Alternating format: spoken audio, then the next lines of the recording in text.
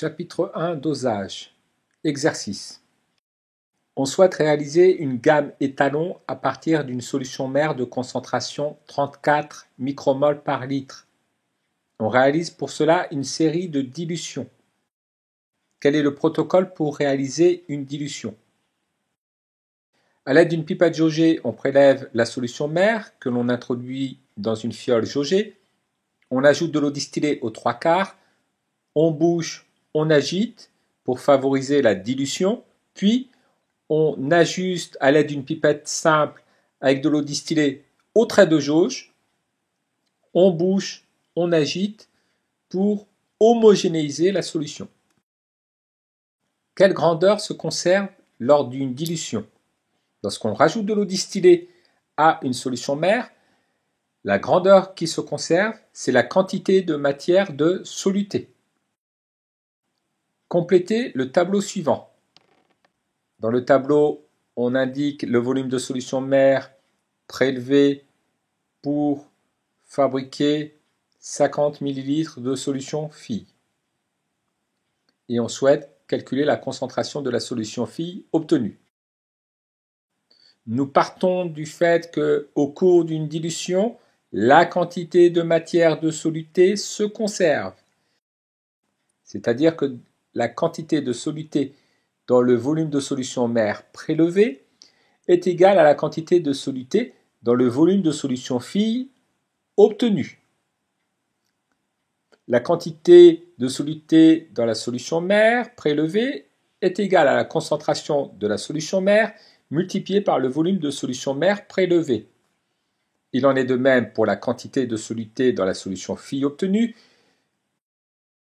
La quantité de matière de soluté dans la solution diluée est égale à la concentration de la solution fille multipliée par le volume de solution fille obtenu.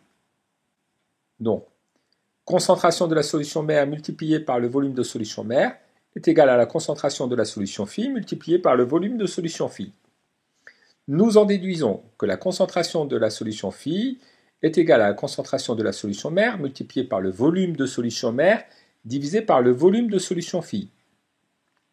Pour les calculs, nous exprimons les deux volumes en millilitres, puisqu'il s'agit d'un rapport de deux volumes. La concentration de la solution mère étant en micromoles par litre, nous obtenons la concentration de la solution fille en micromoles par litre.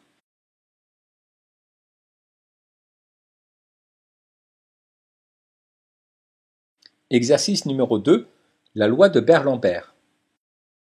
Le jaune de tartrazine, connu sous l'abréviation E102, est un colorant alimentaire. À l'aide d'un spectrophotomètre, on a relevé l'absorbance de solutions de différentes concentrations. Ces solutions de tartrazine de différentes concentrations sont des solutions étalons. Tracez le graphique représentant l'absorbance des solutions en fonction de la concentration en jaune de tartrazine de ces solutions-là. Nous traçons le graphique en prenant la peine de mentionner le titre du graphique, A en fonction de C, le titre des axes en ordonnée, nous avons mis l'absorbance, en abscisse la concentration en micromoles par litre. Les axes doivent être gradués régulièrement et la valeur des graduations doit être indiquée. Quelle est la particularité de la courbe obtenue? Les points étant alignés, la courbe est une droite, en plus, elle passe par l'origine. Citez la loi vérifiée. Comme la courbe représentant l'absorbance en fonction de la concentration est une droite, passant par l'origine, l'absorbance est proportionnelle à la concentration. On retrouve donc la loi de Beer-Lambert qui s'écrit A égale K fois C, où K est le coefficient directeur de la droite ou coefficient de proportionnalité. Pour déterminer le coefficient de proportionnalité, il suffit de choisir un point quelconque sur la droite, suffisamment éloigné de l'origine, de lire les coordonnées de ce point, c'est-à-dire l'absorbance et la concentration correspondant à ce point, puis de diviser l'absorbance de ce point par la concentration de ce point. Nous obtenons que K égale 1,2 sur 46, 46 étant exprimé en micromol par litre.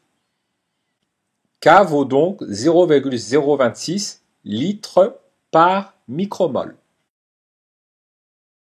On mesure l'absorbance d'une solution de jaune de tartrazine de concentration inconnue. On trouve 0,92. Quelle est alors la concentration CS de cette solution? Pour déterminer la concentration de la solution de jaune de tartrazine, nous allons utiliser la loi de Beer-Lambert précédemment établie, à savoir que l'absorbance est égale à K fois la concentration en jaune de tartrazine. On en déduit donc que la concentration CS est égale à l'absorbance de la solution divisée par le coefficient de proportionnalité K. K valant 0,026 litres par micromol, nous obtenons que CS vaut 35 micromoles par litre. Exercice numéro 3. Un acide aminé. La tyrosine de formule C9H11NO3 qu'on trouve dans certains aliments comme la banane peut être consommée sous forme de gélules afin de lutter contre le stress. Sur l'étiquette d'un flacon, on lit qu'une gélule contient 500 mg de tyrosine. On souhaite vérifier cette indication en effectuant un dosage spectrophotométrique. Pour cela, on dissout totalement une gélule de tyrosine dans 2 litres d'eau. La solution obtenue est notée S. On réalise ensuite une gamme étalon à partir de la solution mère S0. On obtient 4 solutions filles de concentration en tyrosine connues. On mesure l'absorbance de chacune des solutions filles afin de tracer la courbe d'étalonnage représentant l'absorbance en fonction de la concentration. Elle correspond à la courbe B. On mesure également l'absorbance de la solution S. Sur le graphique A, on a représenté le spectre d'absorption de la solution mère. L'absorbance de la solution S est égale à 1. La solution de tyrosine est-elle colorée? On va utiliser le spectre d'absorbance de la tyrosine. La tyrosine absorbe entre 260 nanomètres et 290 nanomètres. Elle absorbe dans l'ultraviolet. Les radiations ultraviolettes ont une longueur d'onde inférieure à 400 nanomètres.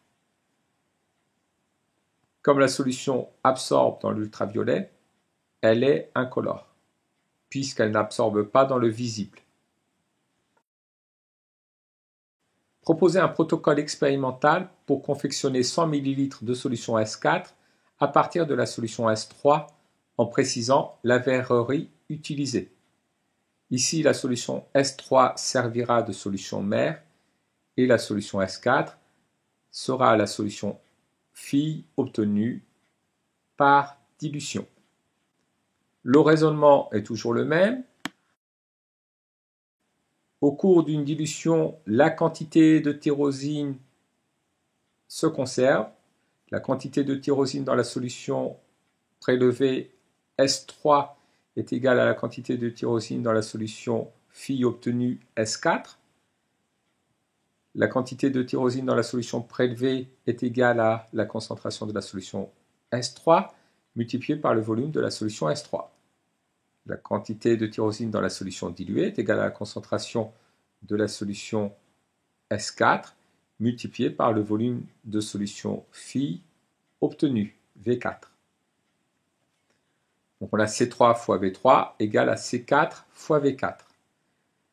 Nous obtenons alors que le volume de solution V3 à prélever est égal à C4 multiplié par V4 divisé par C3. Pour les calculs, j'exprime le volume V4 en millilitres et donc le volume V3 obtenu sera exprimé en millilitres. On obtient 50 millilitres. Le protocole est le suivant. À l'aide d'une pipette jaugée de 50 ml, on prélève 50 ml de la solution mère S3 que l'on introduit dans une fiole jaugée de 100 ml. On ajoute de l'eau distillée aux 3/4, on bouche, on agite pour favoriser la dilution, on ajuste au trait de jauge, on bouche, on agite pour homogénéiser la solution. Quelles précautions faut-il prendre pour tracer la courbe d'étalonnage? Pour tracer la courbe d'étalonnage, on doit se placer à la longueur d'onde correspondant au maximum d'absorption, c'est-à-dire 280 nanomètres. Ceci pour que les mesures d'absorbance soient précises. Quelle est la quantité de matière de tyrosine contenue dans une gélule?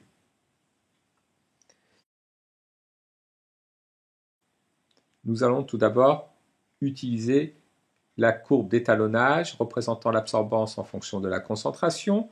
Les points étant alignés, la courbe est une droite.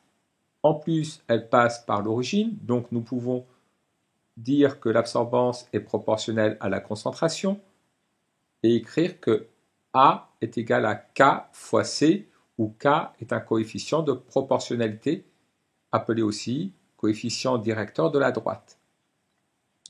Pour obtenir la valeur de K, nous choisissons un point quelconque sur la droite, nous lisons l'ordonnée et l'abscisse correspondante. Ici, 1,8 pour l'ordonnée et 2,5 mmol par litre pour l'abscisse. Le coefficient K s'obtient en divisant l'absorbance de ce point par la concentration du point. 1,8 divisé par 2,5 mmol par litre, cela nous donne 0,72 litres par millimol. Maintenant que nous avons établi la loi de Beer-Lambert, A est égal à 0,72 fois C, où A est égal à K fois C, nous allons l'utiliser pour déterminer la concentration en tyrosine de la solution S. Donc la concentration en tyrosine de la solution S est égale à l'absorbance de la solution S divisé par le coefficient directeur K.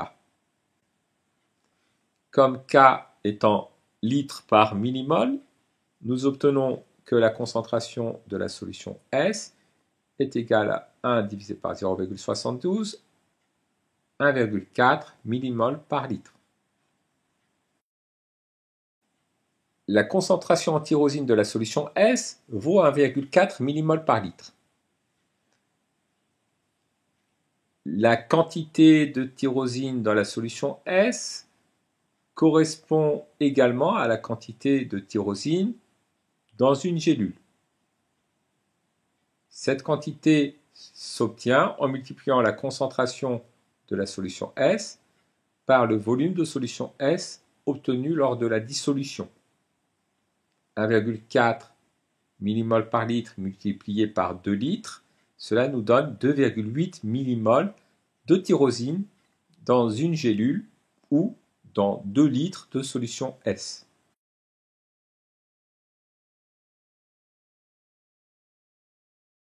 Le résultat est-il conforme avec la mention de l'étiquette? Sur l'étiquette, on indique la masse de tyrosine contenue dans une gélule.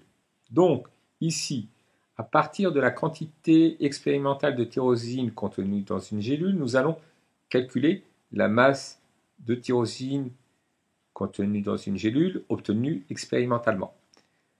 La masse de tyrosine est égale à la quantité de tyrosine multipliée par la masse molaire de la tyrosine. La masse molaire de la tyrosine s'obtient en additionnant les masses molaires atomiques des atomes constituant la tyrosine.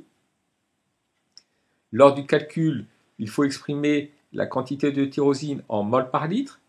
2,8 mol, c'est 2,8 divisé par 1000 mol, ou 2,8 fois 10 puissance moins 3 mol. Nous obtenons une masse de tyrosine expérimentale présente dans une gélule égale à 0,507 g, c'est-à-dire 507 mg. Pour vérifier si cela est conforme avec la mention 500 mg de l'étiquette, nous allons effectuer un calcul de l'écart relatif entre la valeur indiquée par l'étiquette et la valeur obtenue expérimentalement. L'écart relatif est égal à la valeur absolue de la différence entre la masse indiquée par l'étiquette et la masse obtenue expérimentalement, le tout divisé par la masse indiquée par l'étiquette. Nous obtenons valeur absolue de 500 moins 507 divisé par 500, ce qui correspond à 0,014, c'est-à-dire un écart relatif de 1,4%. Cet écart relatif est inférieur à 5%, donc nous pouvons dire que la vérification expérimentale est conforme à l'indication de l'étiquette. Exercice numéro 4. Du cuivre dans la monnaie. Une pièce de 5 centimes d'euros est composée d'acier, c'est-à-dire de fer et de carbone, mais aussi de cuivre. La pièce pèse 3,93 g. Par une méthode spectrophotométrique, on souhaite déterminer la teneur en cuivre de la pièce. Pour cela, on la dissout dans de l'acide dans une fiole jaugée de 100 ml. L'absorbance de la solution obtenue est mesurée à 800 nanomètres. Elle vaut 0,575. Les seules espèces chimiques en solution qui absorbent dans le visible sont les ions cuivre 2, Cu2+, et les ions fer 3, Fe3+. On réalise également une gamme étalon de solutions contenant des ions cuivre dont on mesure l'absorbance. Je rappelle qu'une gamme étalon de solutions est constituée de solutions contenant des ions cuivre dont on connaît la concentration. On mesure leur absorbance à 800 nanomètres.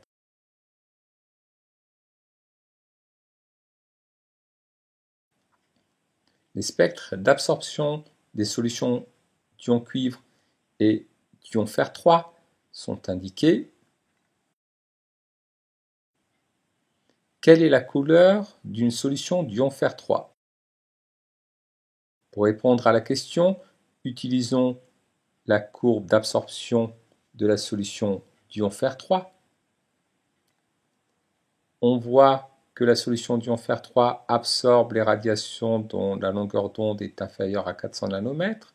Elle absorbe dans l'ultraviolet. La solution est donc incolore puisque elle n'absorbe pas dans le visible. Quelle est la couleur d'une solution d'ion cuivre 2? La solution d'ion cuivre 2 absorbe aux alentours de 780 nanomètres. Le pic d'absorption est à 780 nanomètres. Cela correspond au rouge. La solution d'ion cuivre 2 absorbe les radiations rouges. Donc sa couleur correspond au complémentaire des radiations absorbées, c'est-à-dire au complémentaire du rouge, à savoir le cyan. La solution d'ion cuivre 2 est cyan. Pourquoi choisit-on de travailler à 800 nanomètres? Alors on choisit de travailler à 800 nanomètres car c'est la longueur d'onde du maximum d'absorption pour les ions cuivre. Les mesures d'absorbance seront beaucoup plus précises. De plus, à cette longueur d'onde, les ions fer n'absorbent pas.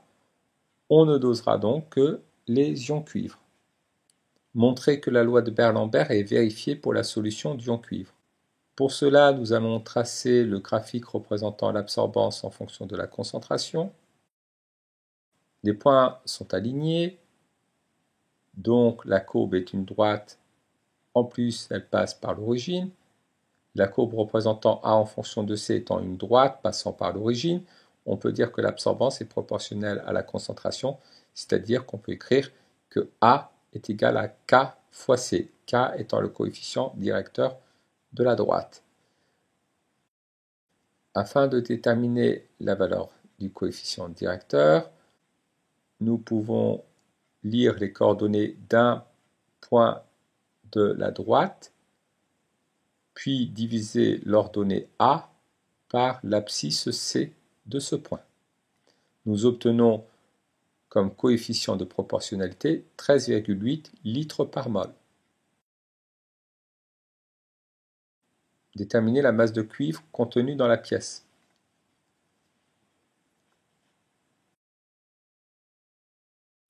Nous allons utiliser la loi de Beer-Lambert établie précédemment.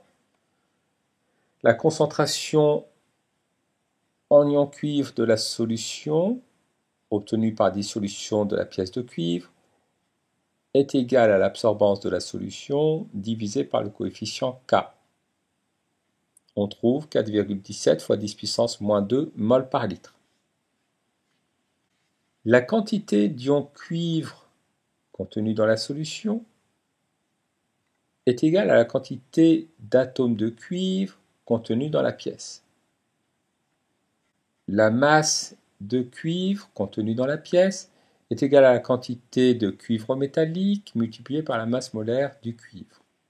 Mais la quantité de cuivre métallique contenue dans la pièce est égale à la quantité des ions cuivre Cu2+, contenus dans la solution obtenue par dissolution de la pièce dans de l'acide.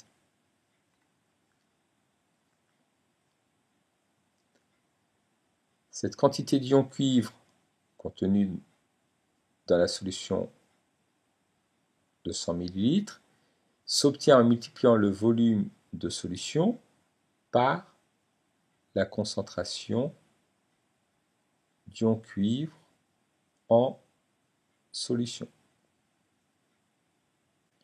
Donc la masse du cuivre métallique contenu dans la pièce s'obtient en multipliant la concentration de la solution par le volume de solution,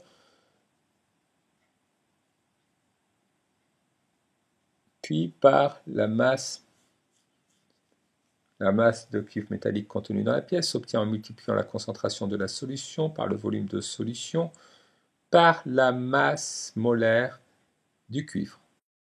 Nous obtenons 0,265 g ou 265 mg. Le volume de solution qui correspondait à 100 ml a été converti en litres. Il vaut 0,100 litres.